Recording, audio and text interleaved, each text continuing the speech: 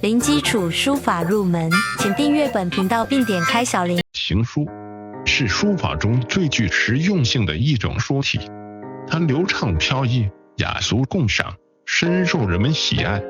然而，写好行书却并非易事，需要掌握一定的书法理念和技法。行书的行气是指字与字之间的连贯性与整体气势，它就像一条流动的河流，贯穿着整个作品，赋予作品生命力与感染力。如果行气处理不当，就会使作品显得僵硬呆板，缺乏生气。那么，如何才能写好行书的行气呢？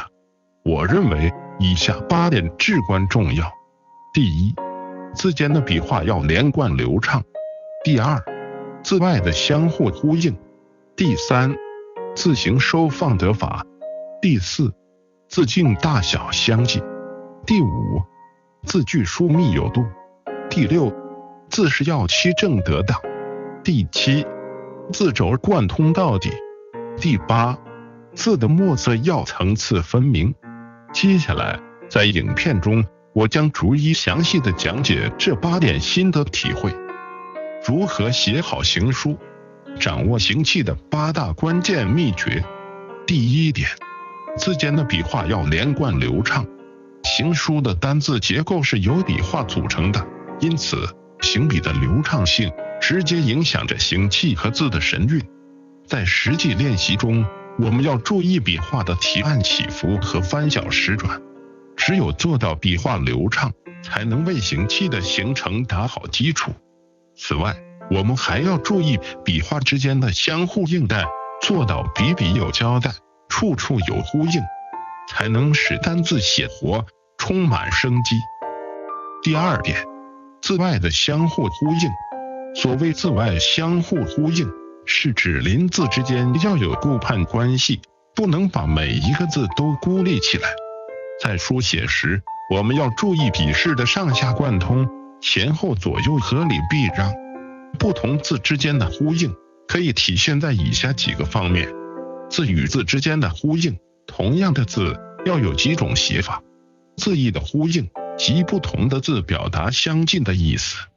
笔画的呼应，就是上一字的收笔应带下一字的起笔。第三点，字形收放得法。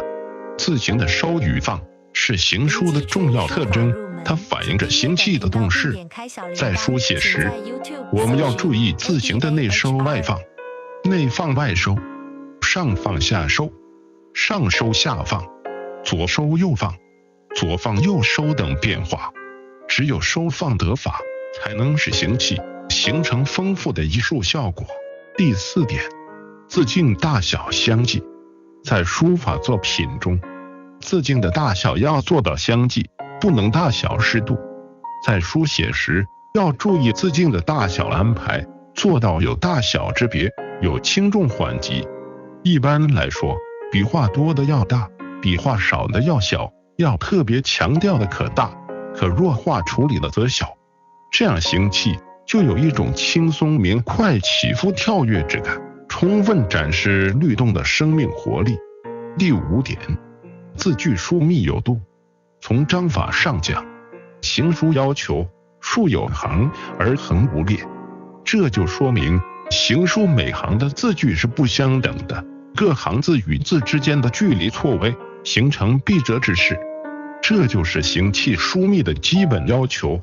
行书的字句就不能像正书整齐的纵行横列，又不能像草书过分夸张。一般来说，字距小于行距，在同一行里，各字之间的距离基本相等，有时也可以适度拉开，但以不断气为宜。当然，字句的疏密程度不能孤立的处理，更不能随心所欲，要与字形的状态和字径的大小乃至书法环境变化结合起来把握，以形成一种行气流的冲击感。第六点，字势要齐正得当。大凡五体书都有一个齐正的问题，而行书的行气对字势的齐正更有着特殊的要求。我体悟到，行气是由单字与单字之间构成的，所以行气的七正之势取决于字势之态，有的字左七右正，有的左正右七，有的上正下七，有的上七下正，有的字把七正要求用方圆的形式加以处理，如内圆外方、内方外圆、上圆下方、上方下圆、左圆右方、左方右圆等取势，都是适用行书的行气要求的。关键是要取势得当，该七则七，该正则正，该圆则圆，该方则方。有时可能是某一笔画的七正，有时可能是某一部分的七正，有时也可能是某个字的七正，这就需要书家的匠心独具，别出心裁。第7点，字轴贯通到底。由于七正和错落的要求弄不好，往往会使字轴偏离字行的中心线，这样就会破坏行气，使行列不分，章法混乱。我认为不管字如何七正错落，大小变化，其字的轴心都要始终保持在一条中心线上，力求上下贯通，体现一气呵成之感，这样的行气才会生动有力。第8点，字的墨色要层次分明，要产生这种效果，必须在控墨上动脑筋。我的体会是蘸一次墨，写完6、7个字左右，笔上的墨就会由浓变淡，再由淡变色，乃至枯笔。这时再蘸墨继续书写，而且各行的蘸墨时机自然错开，于是就出现墨色浓淡燥润的层次变化，形成由平面简单到立体动感的艺术升华。如何掌握行气技巧？以上是我对行气的一些心得体会。掌握行气技巧需要长期的练习与积累。在学习行书的过程中，除了掌握行气的技巧之外，还要注意以下几点。从基础练起，首先要打好楷书的基础，掌握笔法、结构等基本技法，勤学苦练。书法是一门需要长时间积累的艺术，没有捷径可走，只有勤学苦练，才能不断提高自己的书法水平。多临摹，临摹是学习书法的重要方法之一。通过临摹优秀作品，可以学习到前人的经验和技巧，为自己的创作打下基础。多创作，在临摹的基础上多进行创作，才能将所学的知识和技巧运用到实际中，锻炼自己的行气能力。最后，希望大家都能在行书的学习中取得进步，创作出更多优秀的作品。